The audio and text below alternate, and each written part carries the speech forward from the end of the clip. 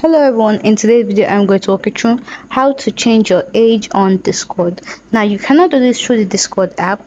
You have to use the website to do that because you are trying to contact their customer support. So you go to Chrome or any browser that you like and you type Discord support. Discord support. When you click on that, you click on it again. And here when you scroll down you see things that are not necessary, so just go back up and click on the three lines at the top. Two lines at the top. Submit a request. Now once you're there, you just click on this and you see help and support, refunds, cancellation and payments, hacked account, appeals and age update requests, and so many more. What we're doing is changing our age, so appeals and age update requests is what we're going to click on. We'll be redirected.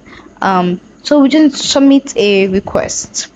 You can you'd have to put your email address, what they can help you with, the subject and the description plus an attachment if necessary. Then you submit it. Once you do that, they will give you another set of things to do. Once you finish that up, your age will be updated on the Discord app. Hope you find this video helpful.